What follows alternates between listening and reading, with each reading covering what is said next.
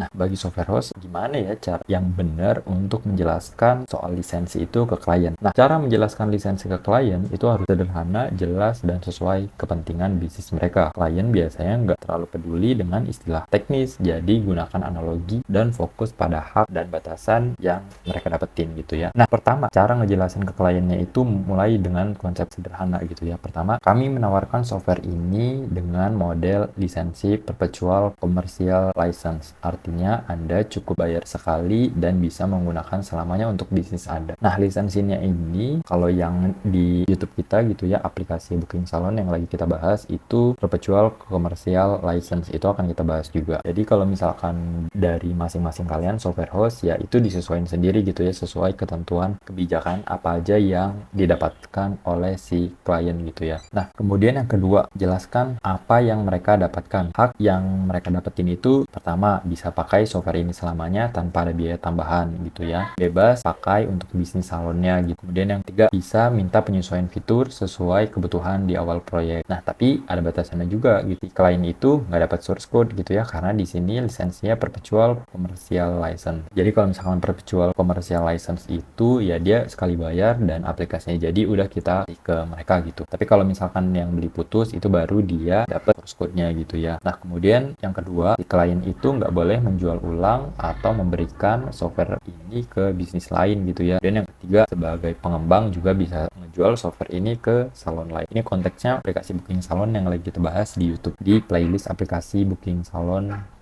YouTube Curricular. Nah, kalau misalkan klien nanya, kenapa saya nggak dapat source code gitu? Nah, mungkin kita bisa jawab kalau source code ini mungkin bagian penting dari produk ini gitu ya, kayak resep restoran. Kalau misalkan diberikan, bisa digunakan sama pihak lain gitu ya, yang berarti kita kehilangan hak untuk menjual software ini ke klien lain gitu. Jadi, yang akan didapatkan ya aplikasi jadinya aja gitu. Mungkin kalau misalkan kita yang ngasih aplikasinya itu Android gitu ya, itu kan kita source code-nya, contoh misalkan pakai Flutter gitu ya, itu udah kita compile, nah itu udah jadi. Nah, itulah yang dikasih ke klien gitu. Nah, mungkin kalau misalkan yang contohnya itu Laravel atau PHP gitu ya, yang web based dan nggak ada compile, nah mungkin di situ source code-nya masih bisa kelihatan gitu ya untuk kodenya. Sebenarnya balik lagi sih, aplikasi itu dia live-nya itu di mana, apakah di servernya si klien atau servernya si software host itu sendiri gitu. Kemudian kalaupun memang si klien itu pengen source code penuhnya gitu ya, hak jual ulang juga, kami bisa mendiskusikan opsi beli putus. Tapi tentu ada biaya tambahan karena kami tidak bisa menjualnya ke klien lain. Kalau misalkan si klien nanya, berapa harga kalau mau beli putus? Nah, kalau misalkan memang mau beli putus penuhnya termasuk source code dan hak jual, maka harganya akan lebih tinggi. Untuk software seperti ini, biasanya harga beli putus bisa dikali 2-3